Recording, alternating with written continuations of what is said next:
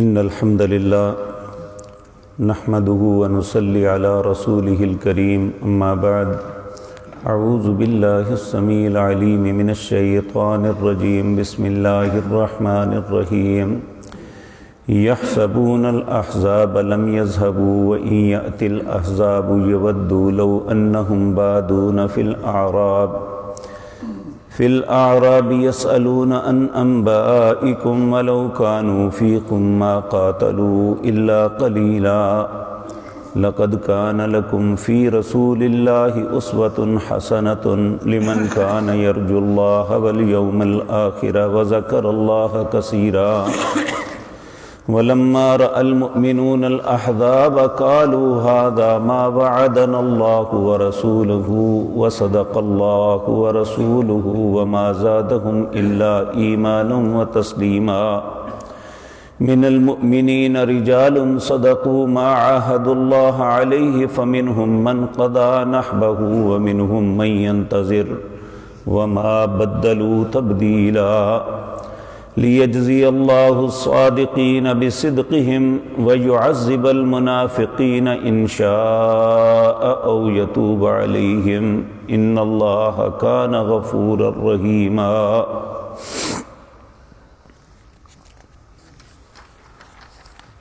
حضرات محترم،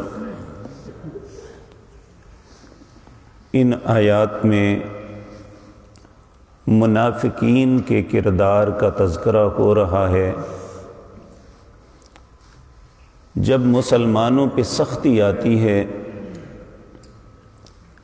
مسلمان کسی آزمائش میں پڑتے ہیں، تو یہ وہ وقت ہوتا ہے جب کفر، نفاق اور ایمان کھل کے سامنے آ جاتا ہے. ہم سورۃ انفال کے اندر یہ بات پڑھ کے آئے تھے.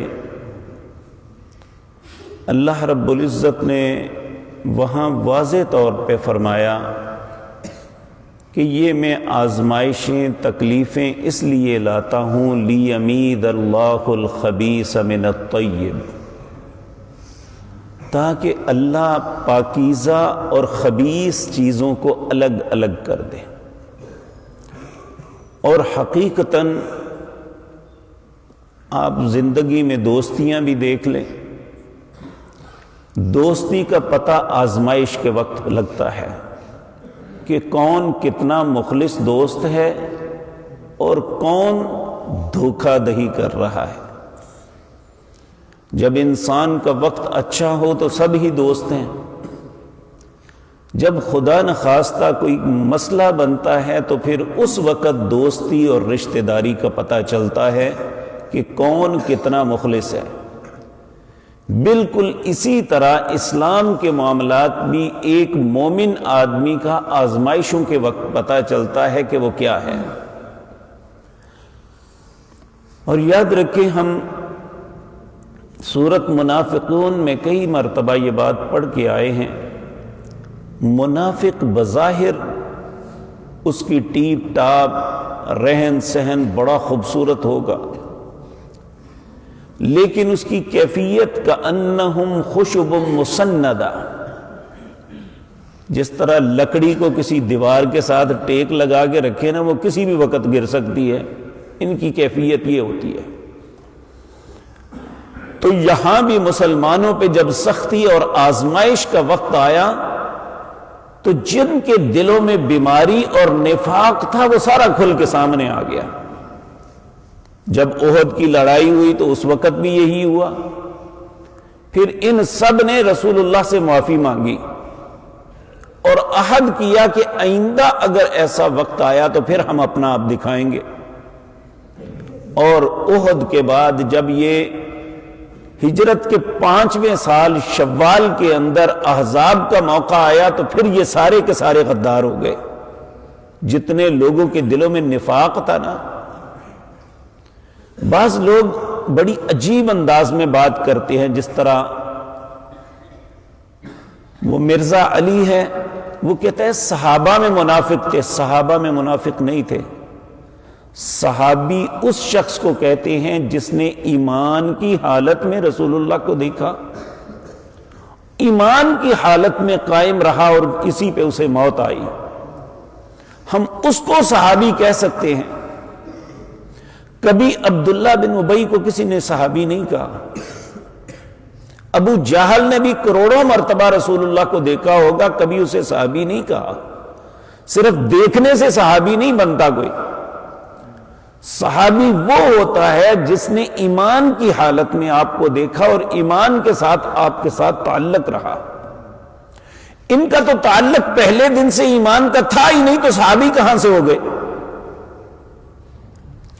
تو میرے عزیز بھائیو، اب جب لشکر اللہ کی مدد سے، اللہ کے لشکروں کی وجہ سے آندھی آئی، اور کیفیت یہ تھی، انشاءاللہ اس کا تذکرہ آپ کے سامنے عرض کروں گا، صرف ان کی تنابیں اکھاڑ دی۔ اللہ کی شان یہ، آپ نے کبھی شہری زندگی میں یہ جو بات نظر نہیں آتی، ایک بگولا ہوتا تھا، وہ بگولا جہاں جہاں جاتا وہ ان چیزوں کو اڑا کے لے جاتا، حالانکہ تھوڑی دور دوسرا آدمی کھڑا ہے، اسے پتا بھی نہیں۔ اسی طرح اللہ نے ایسے بگولے بھیجے، ان کا سب کچھ اکھاڑ دیا۔ تو جب وہ چلے گئے، بھاگ گئے، یحسبون الاحزاب لم یذهبوا، یہ گمان کرنے لگے کہ وہ ابھی بھی نہیں گئے، پھر آ جائیں گے۔ حالانکہ رسول اللہ صلی اللہ علیہ وسلم نے اس وقت کہا تھا، آپ دیکھیں اہل مکہ نے پہلی جنگ لڑی بدر کے مقام پہ، یہ مدینہ منورہ سے 70 میل دور ہے، پھر اس سے آگے بڑھے، مدینہ منورہ سے باہر احد پہاڑ کے پاس دوسری لڑائی انہوں نے لڑی، اور تیسری انہوں نے مدینہ کے اندر آ گئے، یعنی مدینے کا محاصرہ کر لیا۔ یہ ہر دفعہ پہلے سے زیادہ شدت کے ساتھ وہ حملہ آور ہوتے تھے۔ جب یہاں سے ان کی تنابیں اکھڑ گئیں، یہ واپس بھاگ گئے، تو نبی کریم نے اس وقت کہا تھا، آج کے بعد یہ نہیں، ہم ان کے پاس جائیں گے۔ اور واقعتاً 3 سال تک 5، 6، 7 ان میں سے پھر کسی کو جرت نہیں ہوئی کہ مدینہ منورہ کی طرف آتا۔ 8 ذی الحج رمضان کے اندر پھر نبی کریم صلی اللہ علیہ وسلم اپنا لشکر لے کے مکہ مکرمہ گئے اور مکہ کو فتح کیا۔ اور یہ بات یاد رکھیں، اسلام میں آزمائشیں ضرور ہیں، لیکن اللہ کی سنت اور قانون یہ ہے کہ اللہ ہمیشہ فتح اہل ایمان کو دیتے ہیں۔ تو جب یہ بھاگ گئے، لشکر چلے گئے، یحسبون الاحزاب، انہوں نے گمان کیا کہ لشکر لم یذهبوا نہیں گئے۔ وَإِن يَأْتِ الْأَحْزَابُ يَوَدُّوا لَوْ أَنَّهُمْ بَادُونَ فِي الْأَعْرَابِ يَسْأَلُونَ عَنْ أَنْبَائِكُمْ، کہا اگر وہ لشکر آ جاتے تو پھر یہ تمنا کرتے، کاش ہم کسی گاؤں میں دور دراز جنگلوں میں ہوتے، صرف ہم ان کی خبریں سنتے، ہم یہاں اس آزمائش میں نہ پڑتے۔ وَلَوْ كَانُوا فِيكُمْ مَا قَاتَلُوا إِلَّا قَلِيلًا، تم میں سے بہت کم ہیں، ان میں سے بہت کم ہیں جو قتال میں حصہ لیتے ہیں۔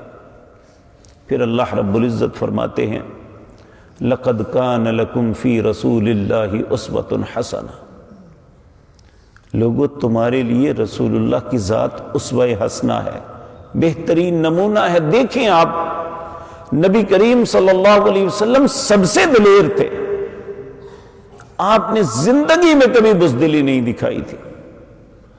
جب آپ مکہ میں انتہائی قسم پرسی کی زندگی بسر کر رہے تھے، نبی کریم نے اس وقت بھی کبھی کسی سے معذرت نہیں کی تھی، ہر تکلیف کو برداشت کیا، لیکن کفر کے سامنے کبھی معذرت نہیں کی۔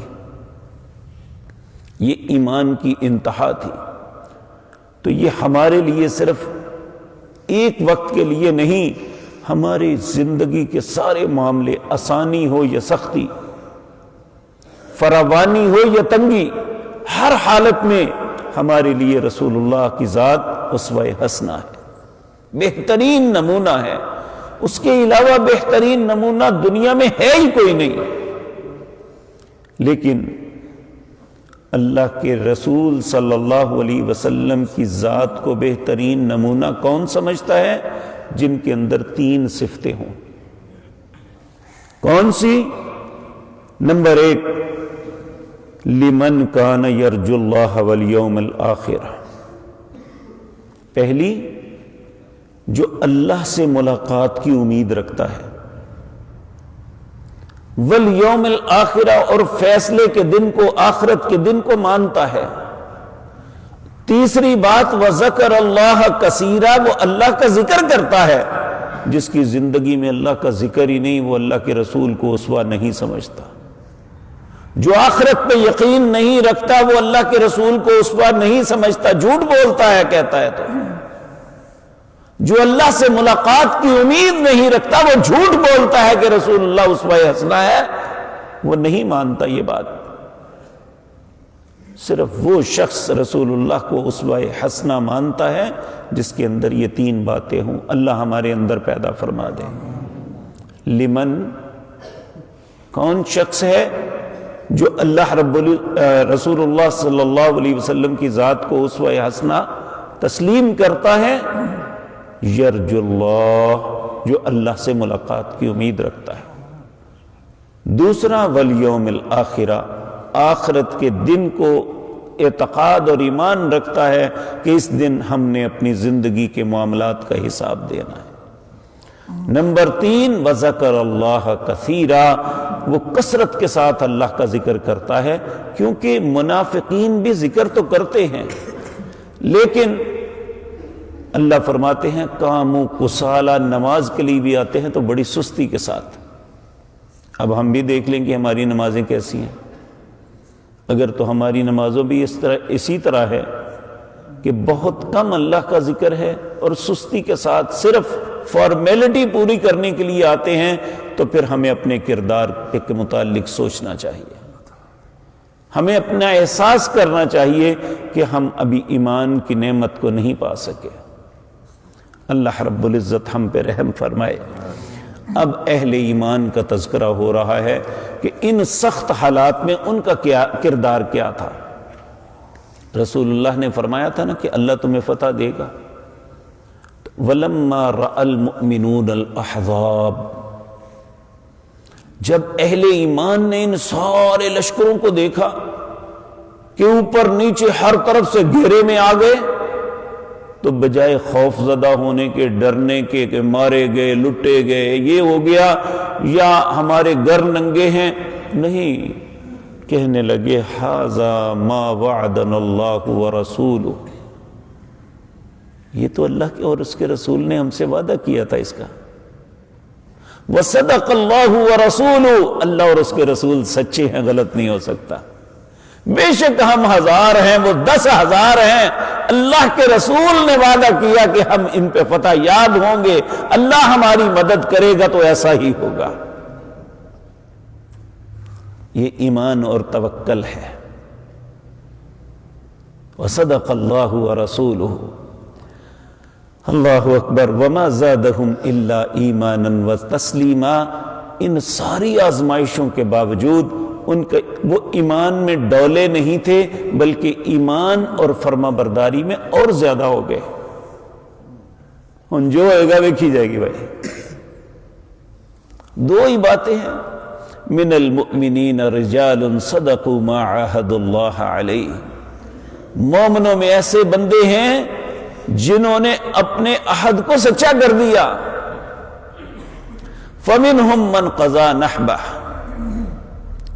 کچھ نے تو اپنی نظر کو پورا کر دیا، یعنی جام شہادت نوش فرما گئے، ایک عظیم مرتبے پہ فائز ہو گئے۔ وَمِنْهُمْ مَن يَنْتَظِرُ، جو پچھلے ہیں وہ بھی ڈرے ہوئے نہیں ہیں، وہ انتظار کرتے ہیں کہ ہماری باری بھی آئے۔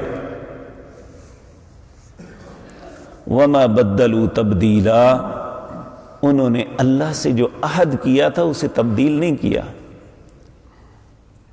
جو اللہ نے منافقوں کے متعلق کہا انہوں نے عہد کو توڑ دیا ہے، اور میں ان سے عہد کا سوال کروں گا۔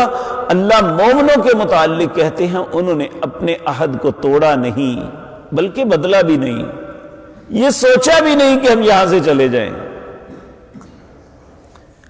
اللہ فرماتے ہیں لیجزی اللہ الصادقین بصدقہم، اللہ سچوں کو ان کی سچائی کا بدلہ دیں گے۔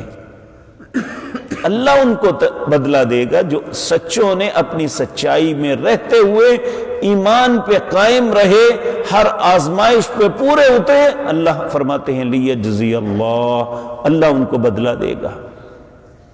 اس کے برعکس جو منافق ہیں ان کے متعلق یہ بات رکھی وَيُعَذِّبَ الْمُنَافِقِينَ إِنْ شَاءَ أَوْ يَتُوبَ عَلَيْهِمْ، ان کے متعلق اللہ کی مرضی ہے انہیں عذاب کرے یا انہیں معاف کر دے۔ معاف کیسے کر دے؟ اگر وہ اپنے نفاق کو ختم کر کے اللہ سے توبہ کر لیتے ہیں تو اللہ معاف کر دے گا۔ یعنی ان کے لیے توبہ کا دروازہ بند نہیں کیا کہ بے شک انہوں نے بدعہدی کی، سارا کچھ کیا۔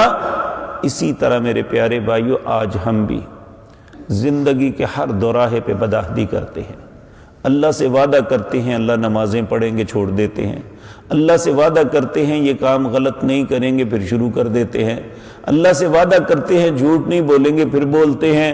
تو پھر بھی اللہ نے ہمارے لیے توبہ کا دروازہ بند نہیں کیا، بلکہ ہمارے لیے یہ ایک خوشخبری ہے۔ اگر اتنے بڑے منافق ان کے لیے توبہ کا دروازہ بند نہیں تو ہمارے لیے کیسے ہے؟ اللہ ہم سب کو توبہ کی توفیق بخش دے۔ نیک اور صالح لوگ ہمیشہ دعا مانگا کرتے تھے، اللہم انی اسألک توبۃ نصوحا قبل الموت، اے اللہ میں تجھ سے سوال کرتا ہوں مرنے سے پہلے سچی توبہ کی توفیق دے دینا۔ اور یقین جانا توبہ اتنی بڑی اللہ کی نعمت ہے، انسان توبہ کرتا ہے اللہ اس کے متعلق فرماتے ہیں التائب من الذنب کمن لا ذنب لہ، میرے حضور اپنے گناہوں کی معافی مانگنے والا توبہ کرنے والا ایسا ہے میں پھر سمجھتا ہوں اس نے کبھی گناہ کیا ہی نہیں تھا، اتنا رحیم و کریم ہے۔ اللہ ہمیں توبہ کرنے والا بنا دے۔ تو اللہ رب العزت فرماتے ہیں وَيُعَذِّبَ الْمُنَافِقِينَ إِنْ شَاءَ أَوْ يَتُوبَ عَلَيْهِمْ، اور منافقوں کو وہ عذاب کرے اگر چاہے، او یتوب علیہم اگر چاہے تو ان کی توبہ کو قبول کر لے۔ ان اللہ کان غفور الرحیم، بے شک اللہ بخشنے والے مہربان ہیں۔ اے اللہ رحیم و کریم ہے تو ہماری خطاؤں کو معاف فرما دینا، اے اللہ ہمارے گناہوں سے درگزر فرما دینا، اے اللہ ہم سب کو نیکی کے رستے پہ چلا دینا، ہمیں ایمان کی حالت میں زندہ رکھنا، اسی پہ موت نصیب فرمانا۔ اقول قولی ھذا واستغفر اللہ لی۔